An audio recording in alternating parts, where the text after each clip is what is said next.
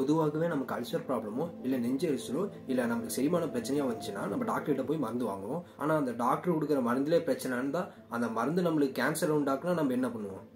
ஆமாங்க, டாக்டர் கொடுக்குற மருந்தில் இருக்கிற சப்ஸ்டன்ஸில் கேன்சர் உண்டாக்குற ஒரு கெமிக்கல் சப்ஸ்டன்ஸ் இருக்குது. இப்போ நான் சொன்ன நெஞ்செரிச்சல், அல்சர், செரிமானம் இல்லாதது எல்லாமே ஆசிட் ரிஃப்ளெக்ஸ் டிசீஸ் அப்படின்னு சொல்கிறோம். ஃபஸ்ட்டு இந்த ஆசிட் ரிஃப்ளெக்ஸ் டிசீஸ் எதுக்கு உண்டாகுதுன்னா, நம்ம இப்போ ஒரு உணவு சாப்பிட்றோம். அந்த உணவு சாப்பிடும்போது நம்ம உணவு குழாய் வழியாக வயிற்றுக்கு போகுது. நார்மலாக நம்ம வயிறு ஒரு வீடு மாதிரி தான் செயல்படுது. ஏன்னா நம்ம எப்போ வீட்டுக்கு போகிறோம் அப்போ மட்டும் தான் நம்ம கதவை திறப்போம். அதே மாதிரி தான் நம்ம எப்போ ஃபுட்டை சாப்பிட்றோமோ அப்போ தான் நம்மளோட வயிறு இருக்குல்ல, நம்மளோட வயிற்றோட கதவு திறக்கும். நம்ம ஃபுட்டு வந்து இந்த உணவு குழாய் வழியாக போய் வயிற்றுல போனதுக்கப்புறம் அந்த கதவு மூடிக்கும். மூடினதுக்கப்புறம் நம்ம வயிற்றுக்குள்ள ஒரு ஆசிட் இருக்கும். அந்த ஆசிட் இருக்குல்ல, அந்த ஆசிட் தான் நம்ம உணவுக்குள்ள எல்லாத்தையுமே செரிமானம் பண்ணிட்டு இருக்கு. இந்த ஆசிட் நம்ம வயிற்றுக்குள்ளார இருக்க வரைக்கும் நமக்கு பிரச்சனை இல்லை. எப்போ நம்ம வயிற்றுக்கு ஃபுட்டு வருதோ அந்த டைமில் அந்த குழாய் திறக்கும் போது அப்பயே அந்த ஆசிட் வெளியே போகாம தான் இருக்கும். எப்போ இந்த ஆசிட் நம்ம வயிற்றை விட்டு வெளியே போதோ அப்போ தான் நமக்கு அல்சர், நெஞ்செரிச்சல் உண்டான ப்ராப்ளமாக உண்டாக்குது. இந்த ப்ராப்ளம் உண்டாக்குறது எல்லாத்தையும் மொத்தமாக சேர்த்து ஆசிட் ரிஃப்ளெக்ஸ் டிசீஸ் அப்படிங்கிறது சொல்கிறாங்க.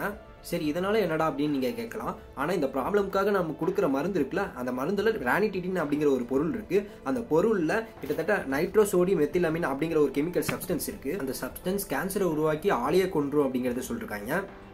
நார்மலாக ரானிடிடின் அப்படிங்கிற பொருளில் 96 கிராம் தான் அந்த ஹார்ம்ஃபுல் சப்ஸ்டன்ஸ் இருக்கணும் அப்படிங்கிறத சொல்லியிருக்காங்க. ஆனால் ஒவ்வொரு ஃபார்மசியூட்டிக்கல் கம்பெனி தயாரிக்கிற அந்த பொருள் ரானிடிடின் அப்படிங்கிற பொருளில் கிட்டத்தட்ட 30 லட்சம் நானோகிராம்ஸ் ஆஃப் அந்த ஹார்ம்ஃபுல் சப்ஸ்டன்ஸ் இருக்குது அப்படிங்கிறத சொல்லியிருக்காங்க. ஸோ இதனால் கேன்சர் வந்து பல உயிர்கள் போகலாம் அப்படிங்கிறதையும் சொல்லியிருக்காங்க.